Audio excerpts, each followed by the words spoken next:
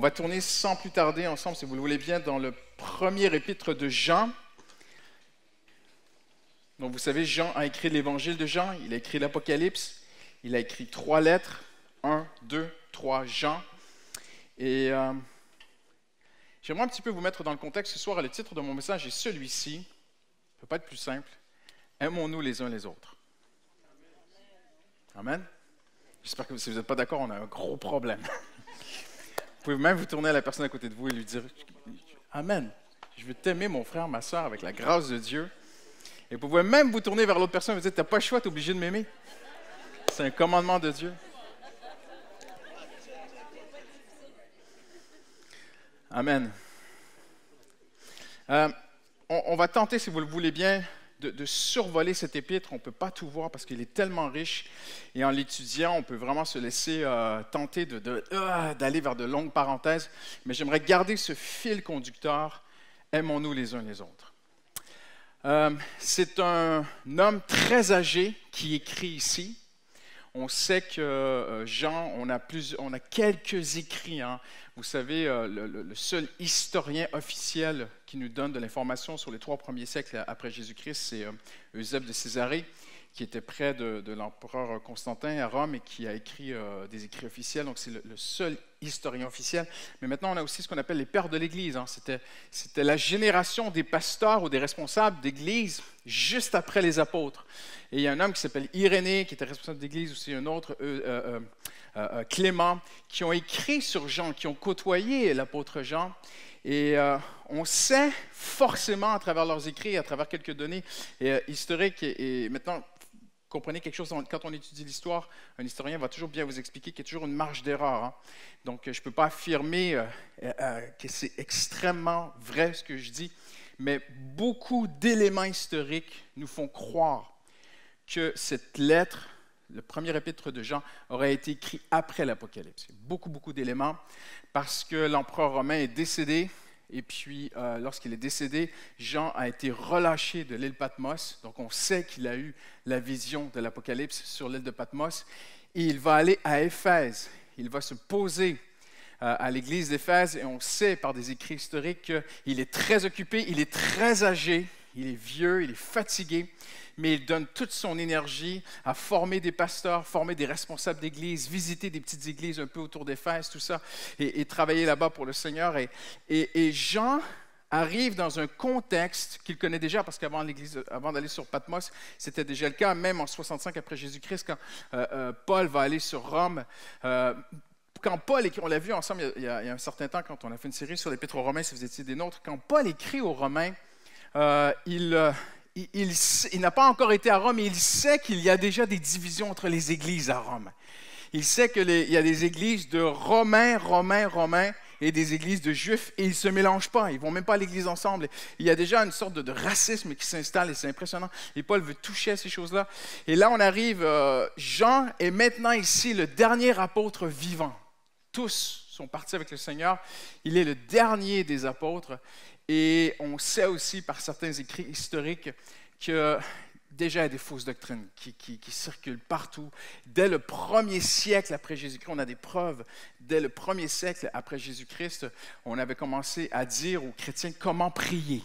On leur écrivait des prières, on ne voulait pas trop que les chrétiens soient libres dans la prière, on voulait les contenir et on voulait même leur dire comment prier. Et il y a des fausses doctrines qui circulent, il y a toutes sortes de choses qui circulent exactement comme aujourd'hui.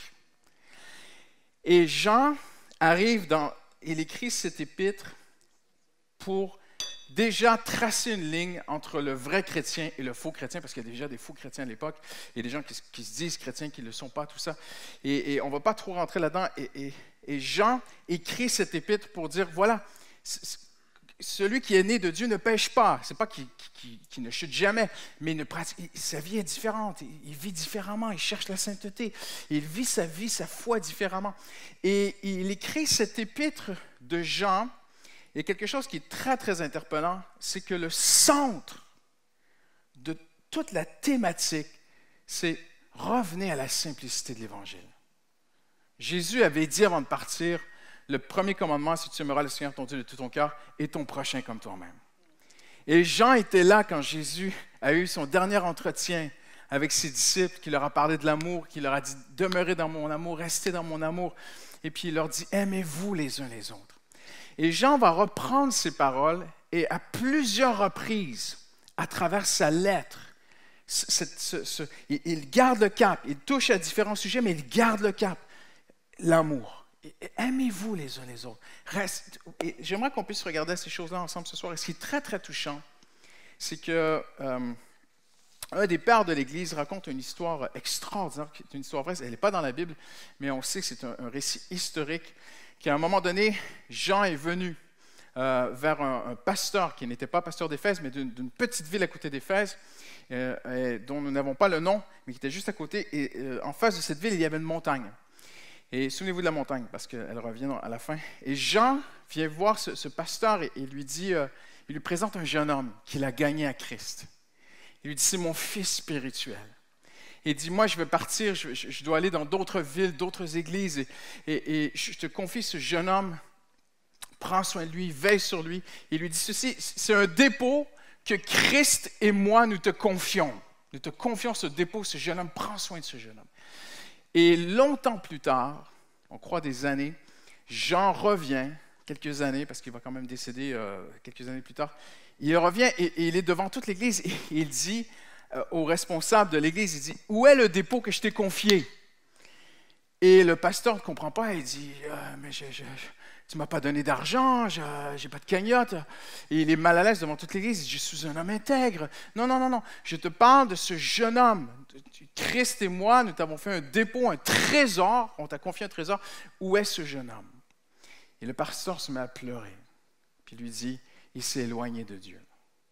J'ai cru l'avoir bien accompagné, mais à un moment donné, j'avais du travail, je l'ai un peu lâché, je l'ai un peu mis de côté. Et là, je vous fais, parce que toute l'histoire est écrite dans l'histoire de l'Église, cette histoire, c'est un récit historique, et elle circulait dans des lettres entre chrétiens pour s'encourager dans la foi. Cette histoire extraordinaire. Et le pasteur lui dit, il est parti, il s'est éloigné des choses de Dieu, et de fil en aiguille, il a commencé à faire la fête, à sortir avec des amis, tout ça. Et en fait, c'est un jeune homme qui avait du leadership, c'est un jeune homme qui avait de l'influence, et il a formé une bande, un groupe de brigands. Et aujourd'hui, il est le chef de ces brigands, et il tient la montagne juste là en face de l'église. Il est là, sur la montagne de l'autre côté. Et regardez bien ce que l'ancien, parce qu'à l'époque, le mot pasteur n'existait pas en passant, c'est arrivé avec Martin Luther, mais l'ancien de l'Église gémit profondément et pleurant. Il dit, il est mort, dit-il. Comment? De quelle mort? Mort à Dieu, car il est parti. Il est devenu méchant, perdu. En un mot, c'est un voleur. Et maintenant, il tient la montagne qui est là en face de l'Église avec une troupe d'hommes armés semblables la nuit. Ça, c'est un récit historique que nous retrouvons dans l'histoire ecclésiastique de Eusebius de Césarée. L'apôtre déchire son vêtement et avec un long sanglot se frappe la tête. « J'ai laissé, dit-il, un bon gardien de l'âme de mon frère. Mais qu'on m'amène aussitôt un cheval et que quelqu'un me serve de guide pour le chemin. » Et il sortit de l'église comme il était. Imaginez Jean âgé, son vêtement déchiré de honte. Et il part assis sur un cheval avec un jeune homme qui le guide. Arrivé à l'endroit, il fut surpris par l'avant-poste des brigands. Il ne chercha pas à fuir et ne demanda rien, mais il s'écria, « C'est pour cela même que je suis venu. Conduisez-moi à votre chef. » Celui-ci, précisément, attendait en armes. Il était armé. Mais dès qu'il reconnut Jean, il rougit et prit la fuite. L'apôtre, oubliant son âge, le poursuivait de toutes ses forces et lui criait, « Pourquoi me fuis-tu, ô mon fils? Moi, ton père, un homme désarmé, un vieillard. Aie pitié de moi, ô enfant. Ne crains pas. Tu as encore des espérances de vie.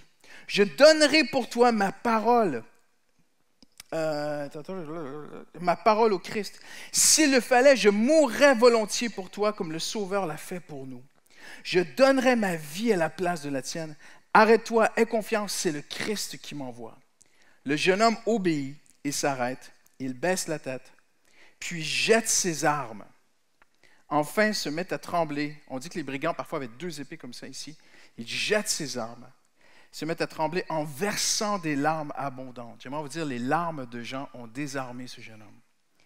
Il entoure de ses bras, il vient autour de Jean, il entoure de ses bras le vieillard qui s'avançait, lui demande pardon comme il peut, par ses gémissements, et il est baptisé une seconde fois dans les larmes.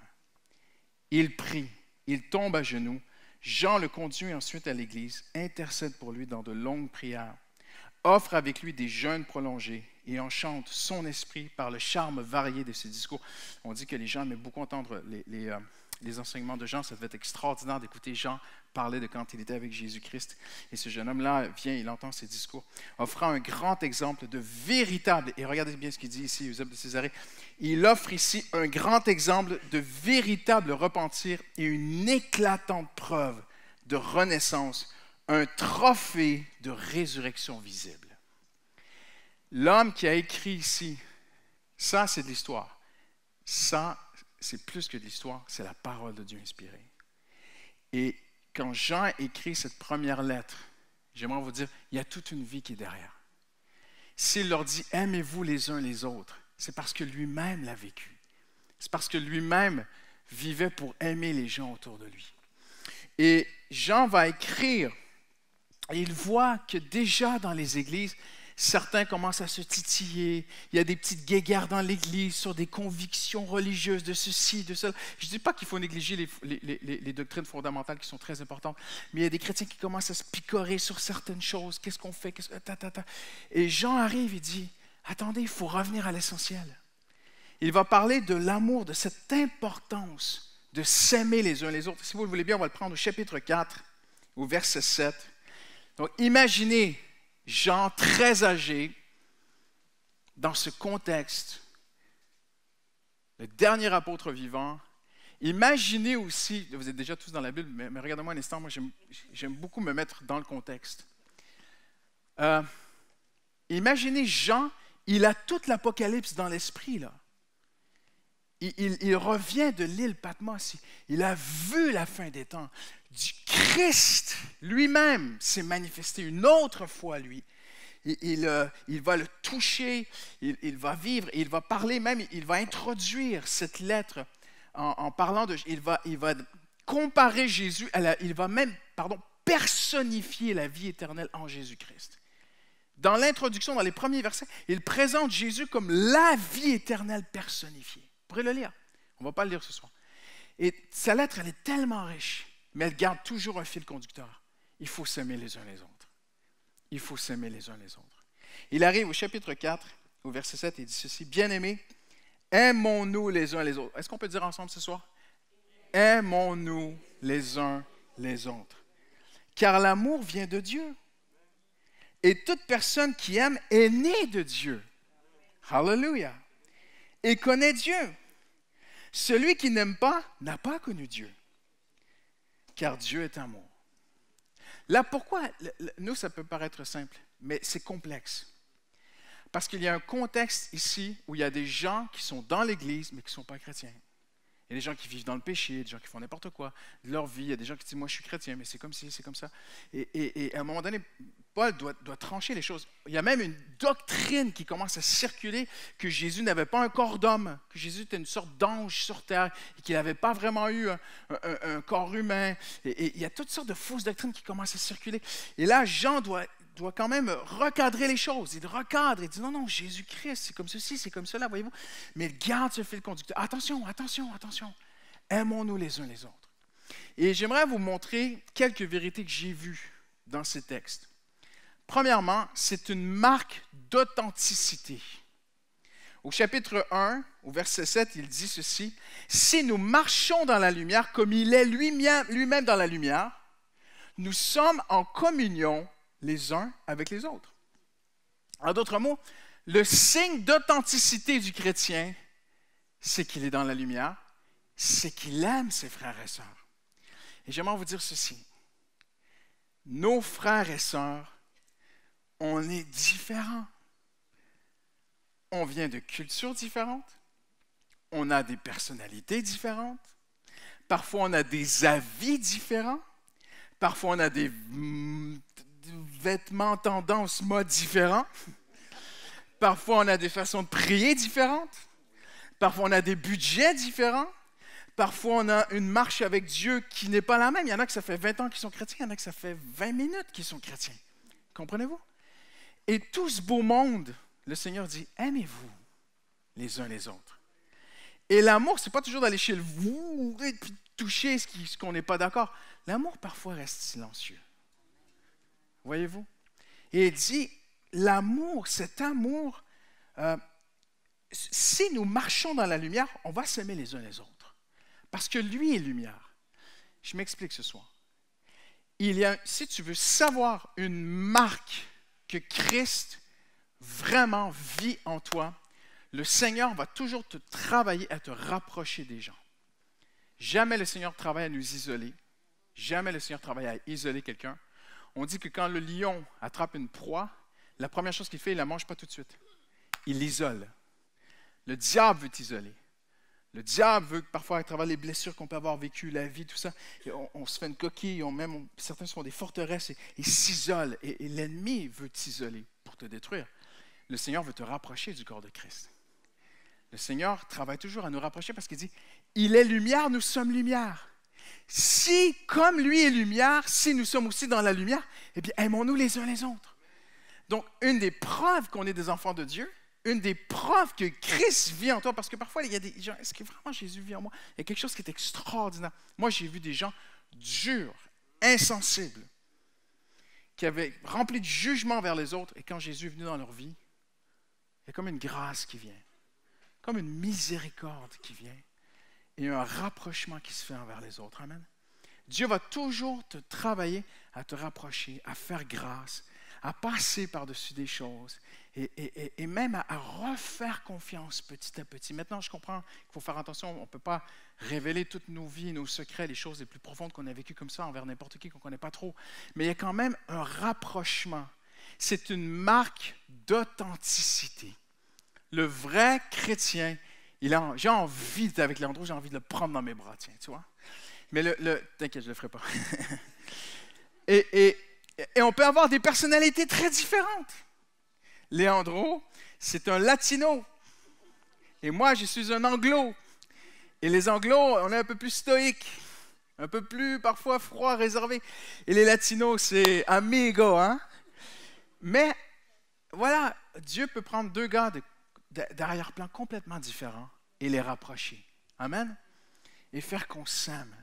Et ça, c'est important. Deuxièmement, c'est un choix qui nous garde. C'est un choix qui nous protège. Aimer, c'est un choix. Christ vit en moi, Christ veut aimer, mais il ne le fera pas sans ma volonté aussi. Christ travaille à travers notre volonté et notre liberté de dire oui ou non.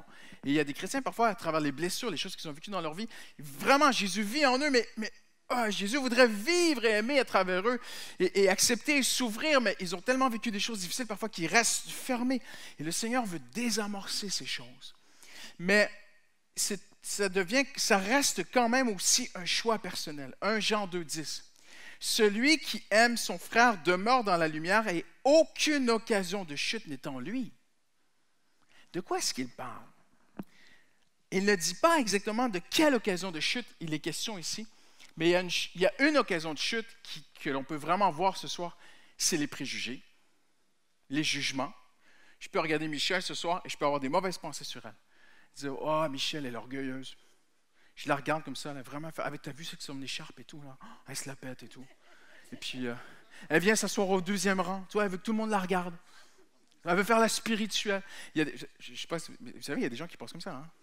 Là, tout le monde est comme, oh. C'est vrai, hein? Aimer Michel, c'est un choix.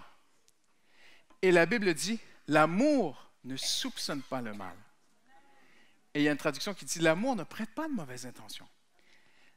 Moi, j'ai remarqué, 99% du temps, je me suis loupé quand j'ai prêté des mauvaises intentions à des gens. Et je m'excuse, mais même parfois, au nom du Saint-Esprit, des gens ont dit des choses vraiment charnelles.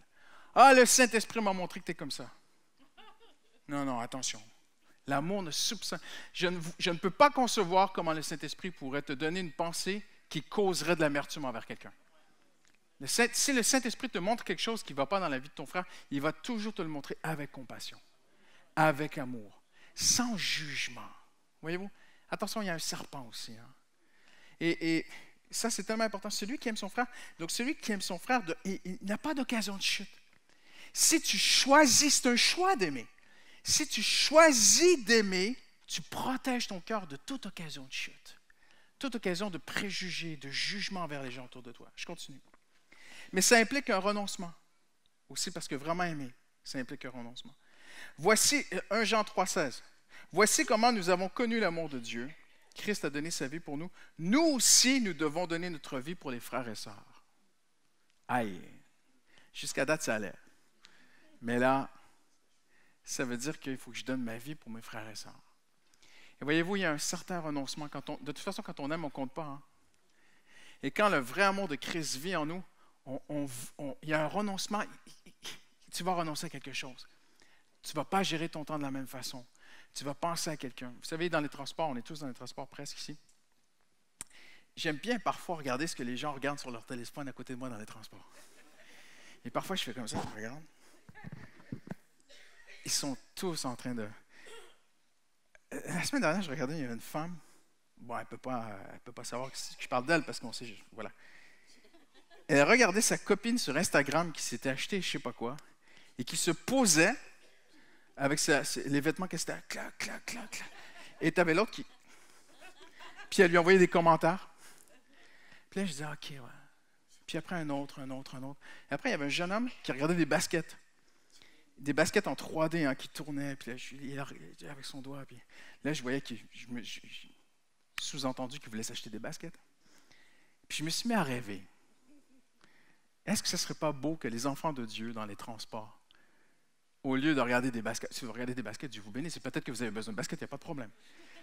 Mais, dans les transports, dire, « Hey, ma soeur une telle, comment va-t-elle? » Et là, tu te mets à prier pour elle dans les transports. Et là, le Seigneur, il met un verset sur ton cœur. Là, au lieu de faire du copier-coller de photos, de ci, des selfies et tout machin, tu fais un copier-coller du texte dans la Bible que Dieu... Parce qu'aujourd'hui, la Bible, tu peux l'avoir sur ton téléphone. Et tu fais un copier-coller d'un verset, puis tu lui envoies. Tu dis, tu sais quoi, j'étais sur la ligne 2, je ne sais pas, puis je suis en train de prier pour toi, puis j'espère que tu vas bien, puis je vais juste envoyer ce verset. Et puis, je ne dis pas qu'il faut faire attention au verset qu'on envoie aussi. Hein. C'est repentez-vous, il faut le mettre en contexte, tu vois. Mais un beau verset, je pense à toi, je prie pour toi, le Seigneur t'aime. Comprenez ce que je veux dire? Mais quand tu travailles, tu n'es pas dans tes temps libres. Okay? On va rendre les choses très, très pratiques. Quand tu es au boulot, tu travailles, tu dois travailler. Si tu commences à texter à tous tes frères et sœurs en Jésus-Christ, peut-être que ton patron va te faire perdre ton emploi. Tu travailles. Mais écoutez-moi bien ce soir. Dans nos temps libres, souvent c'est un réflexe. C'est pas pour vous, je m'excuse, on est tous un peu charnels quand même. Souvent dans nos temps libres, qu'est-ce qu'on fait? Je ferais bien ceci. Je vais aller faire un peu de shopping. Voyez-vous? Il n'y a rien de mal dans ces choses-là. Mais dans tes temps libres, quand ton esprit est libre, quand ton temps est libre, aimons-nous les uns les autres. Et, qu'est-ce qu'il dit ici? Il dit, s'aimer les uns les autres implique un renoncement à soi. Ça veut dire que peut-être que plutôt que d'aller faire 1 heure de shopping seul, tu vas peut-être aller boire un café avec une sœur qui ne va pas très bien. Comprenez-vous ce que je veux dire? Ah, pasteur, je m'attendais à de la grande théologie ce soir. Mais ce n'est pas de la grande théologie. L'Évangile, c'est simple. Et Jean arrive dans ce contexte, justement, de grande complexité, où les chrétiens, voilà, tout ce que j'expliquais tout à l'heure, il essaie de les ramener à la simplicité et leur dire, aimons-nous les uns les autres. Faisons-nous du bien. Amen. Je continue. Ça implique une générosité aussi, même matérielle. 1 Jean 3, 17. Si quelqu'un qui possède les biens de ce monde voit son frère dans le besoin et lui ferme son cœur, comment l'amour de Dieu peut-il demeurer en lui? Wow! Maintenant, c'est quelque chose de très personnel, je ne vais pas rentrer dans ce sujet ce soir, mais il y a quand même une implication personnelle à vouloir aider, à vouloir faire un geste, à ne pas, et il le dit très très bien, ne pas fermer son cœur. Quelqu'un dit Amen ce soir. Il va aller plus loin, Jean, et il va nous démontrer aussi que le vrai amour implique toutes sortes d'actes naturels de bonté. Avez-vous déjà vu une mère ouvrir un livre et aller chapitre par chapitre, comment aimer son bébé? C'est impossible. C'est naturel. Ce qui y aura un gros problème si la mère se met à lire comment faites un câlin. Prenez vos bras, mettez vos mains sous le bébé, tirez-le vers lui. Les bébés apprécient particulièrement être contre la poitrine de leur maman. OK, d'accord. Puis, non, c'est une mère. Tu ne dis pas à une mère de prendre un bébé. Non, c'est naturel. Il pleure, elle va le chercher. Elle le prend, tu vois. Et Jean dit ceci. Il parle de quelque chose qui est naturel. Petits enfants, n'aimons pas en parole avec la langue seulement, hein, mais en acte et avec vérité. Toutes sortes d'actes. Quand on aime les gens, on réfléchit à leur faire plaisir. J'ai raison. C'est pas bête, hein? Je continue. Ça implique aussi de prier pour les autres. Si quelqu'un, 1 Jean 5,16, je le coupe, hein, je veux vraiment l'essentiel. Si quelqu'un voit son frère commettre un péché, qu'il prie, et Dieu donnera la vie à ce frère. Wow! Nous sommes sur une semaine de jeûne et prière déjà sur le campus Long. La semaine prochaine ici, il y aura des réunions à chaque soir pour prier ensemble. Et voyez-vous, la maturité en Jésus-Christ, c'est oui d'abord d'amener tous nos besoins, mais d'aller plus loin, de s'élever personnellement au-dessus de nos propres douleurs ou souffrances ou moments difficiles qu'on peut vivre dans notre vie et de dire, Seigneur, je veux te prier pour ma sœur qui est loin de Dieu. Combien d'entre nous, ne levez pas la main ce soir, mais combien d'entre nous, on a des membres de nos familles qui sont loin de Dieu? Voyez-vous? Et de juste dire, Seigneur, je vais jeûner, je vais prier, comme Justine l'a dit, selon vraiment, c'est tellement personnel le jeûne et avec sagesse. Mais Seigneur, je vais prendre un temps à part, Seigneur. Je veux que tu touches ma sœur qui est loin de toi. Je veux que tu touches mon frère qui s'est éloigné de toi. Et peu importe les membres, juste déjà, si on commençait juste par nos familles, avec une expectative que Dieu réponde. Amen. Combien d'entre vous seriez heureux cette année de voir un membre de votre famille qui ça fait des années qu'il est loin de Dieu revenir à Dieu? Ce serait extraordinaire. Voyez-vous? Mais à un moment donné, il a fallu que l'apôtre Jean monte à cheval et aille voir des brigands.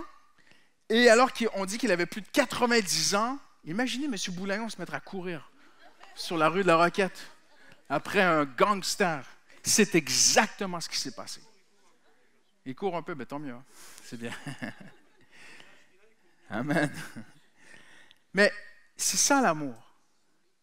Ce que Jean a fait, et Irénée et tout ça, les pères de l'Église racontent que on passait cette histoire d'église en église, de chrétien en chrétien, de l'exemple de Jean.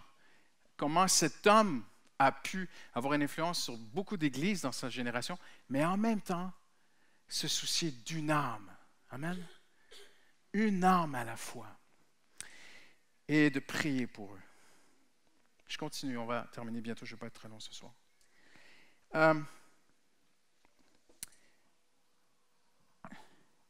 Aimons-nous les uns les autres. On l'a dit, ça doit être naturel, mais ça exige quand même un rappel aux enfants de Dieu. Si vous regardez bien le texte, Jean parle aux chrétiens. Même, il fait la part des choses. Il dit, à un moment donné, il va dire, il va parler, quand on est un vrai chrétien, on est dans la lumière. Et être dans la lumière, c'est être ainsi. Et c'est de ne plus vivre dans le péché, justifier le péché ou excuser le péché, ou dire non, Dieu est cool avec ça. Non, on appelle les choses par leur nom.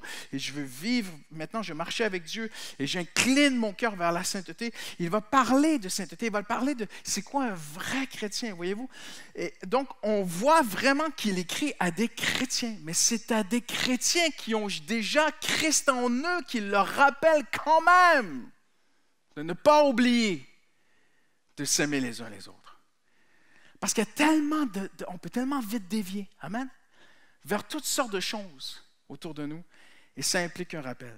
Et il dit ceci, « Par là, nous saurons que nous sommes de la vérité, et nous rassurerons notre cœur devant Dieu, devant lui. » N'est-ce pas extraordinaire ce qu'il dit?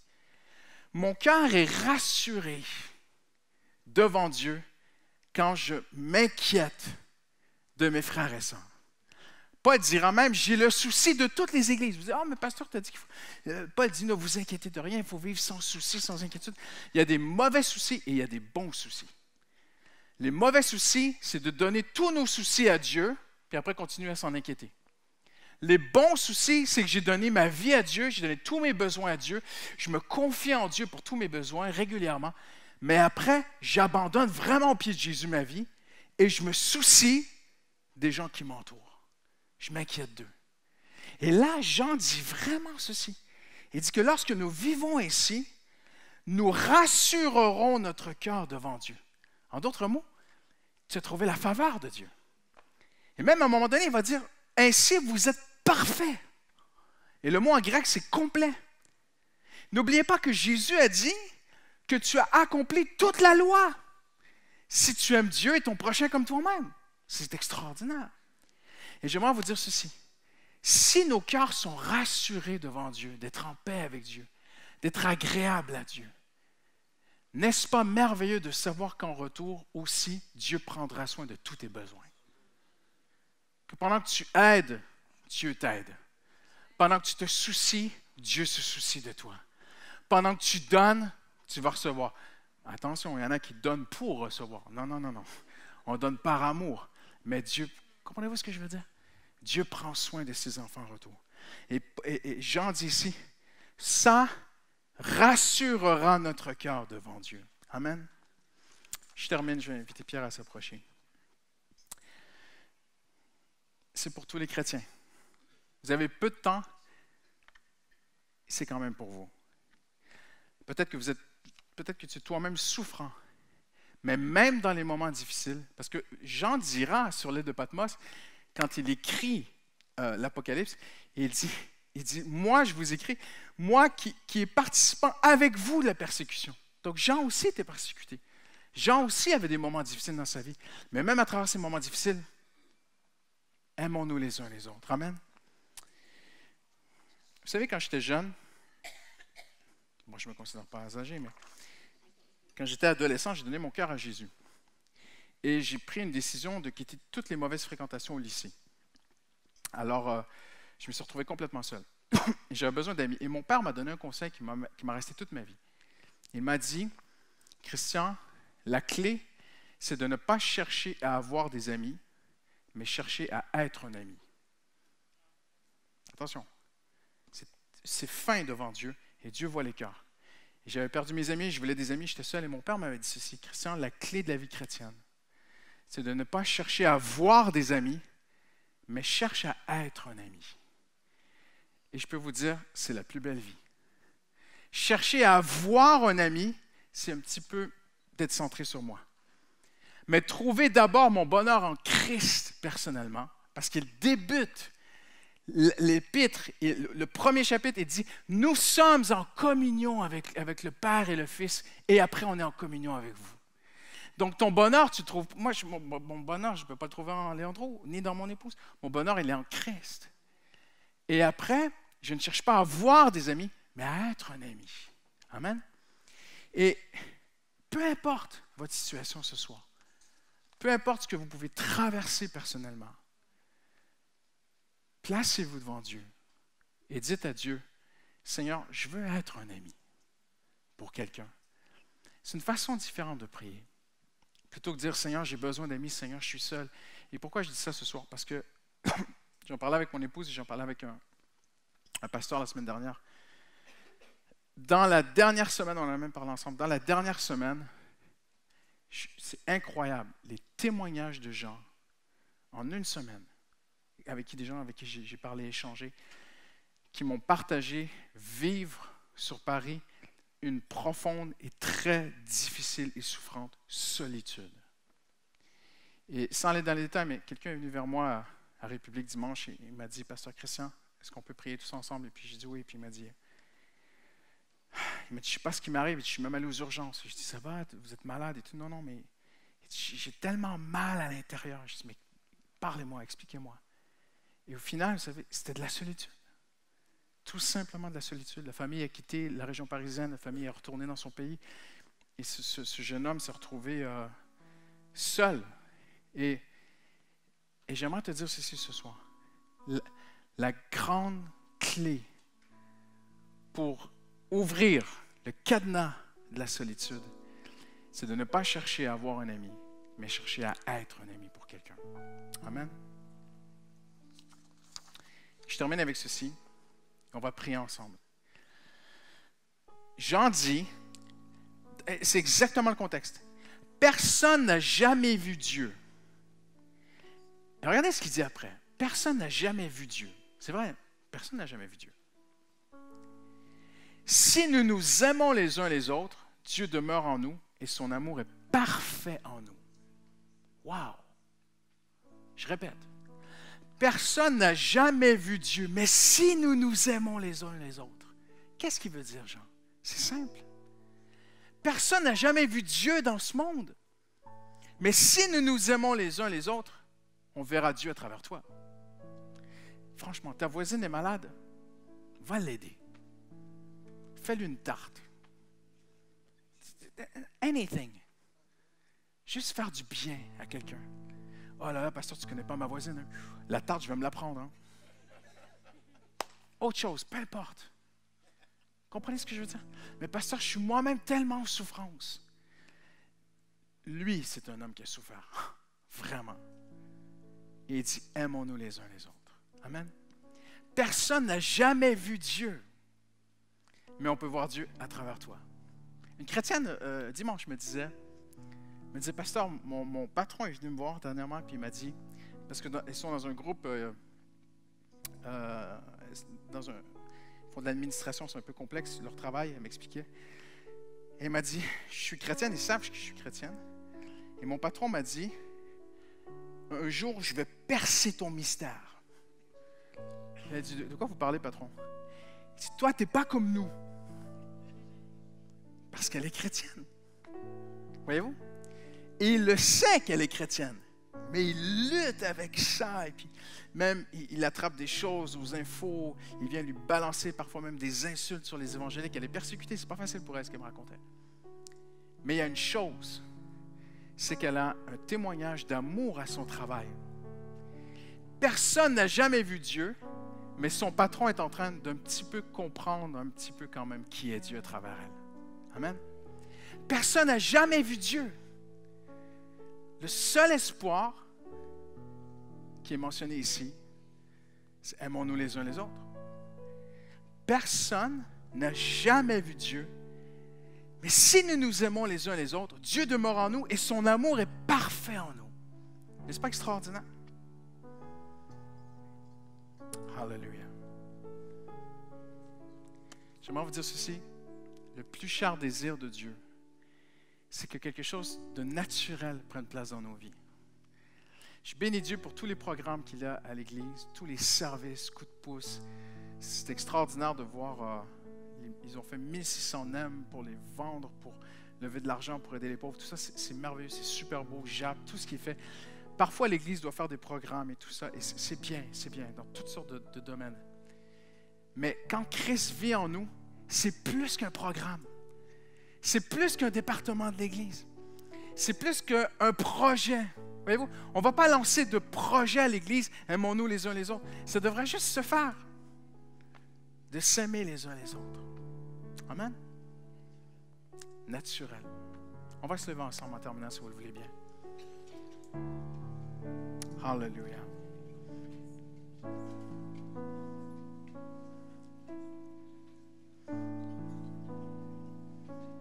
Alléluia. Et avant de se laisser, vous savez ce qu'on va faire? On va s'aimer les uns les autres.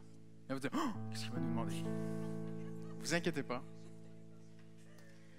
Mais j'aimerais que vous puissiez peut-être, homme avec homme, femme avec femme, trouver quelqu'un maintenant et lui dire, j'aimerais juste, avant qu'on se sépare ce soir, j'aimerais juste prier pour toi.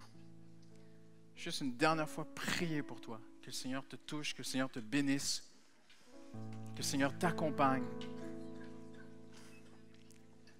cette semaine. Alléluia. Alléluia. Seigneur, merci pour ta parole ce soir, Seigneur. Merci pour ta parole, Seigneur. Seigneur, garde-nous dans la simplicité de l'Évangile. Seigneur, je t'en prie, garde-nous dans la simplicité de l'Évangile. Nous venons entendre, Seigneur, la voix de Dieu à travers l'épître de Jean, Seigneur. Tu t'es servi de ces hommes, Seigneur, qui voyait déjà l'Église un peu partir dans des mauvaises directions. Et même on dit qu'il était invité dans une Église puis dans une autre pour régler des conflits. C'est ce qu'on dit historiquement. Et Jean écrit cette épître et dit, « Mes frères, aimons-nous les uns les autres. » Seigneur, je prie, Seigneur, que nous puissions entendre la vie aussi. Toute une vie qui parle, Seigneur. Garde l'Évangile, Seigneur, simple dans nos cœurs, Seigneur. Seigneur, ce qui va toucher Paris, ce n'est pas une grande théologie très poussée, très éloquente, Seigneur. Non, non, non. Ce qui va toucher les gens, Seigneur, c'est l'amour. À ceci, tous reconnaîtront que vous êtes mes disciples. Si vous avez de l'amour les uns pour les autres. Seigneur, je te prie, Seigneur, dans le nom de Jésus, toi seul, Esprit de Dieu, peux faire pénétrer cette parole en nous, Seigneur, et peut nous faire vivre cette parole, Seigneur. Alléluia. Vous savez, je suis tellement convaincu que c'était la parole de Dieu pour ce soir. Tellement convaincu. Je vais vous dire pourquoi. Parce que dimanche, on a passé un bon culte, je suis rentré. Et quand tu prêches, en fait, tu as fini, puis déjà tu prends sur le prochain. J'ai dit, Seigneur, je prêche mardi, Seigneur, il faut que j'ai une parole. Et je me suis réveillé la nuit. En plein milieu de la nuit, je me réveille. Et j'entends vraiment samedi, va lire 1 Jean. 1 Jean. Aimons-nous les uns les autres. Ah ouais. Je me suis rendormi là-dessus. Et lundi matin, 1 Jean. Aimons-nous les uns les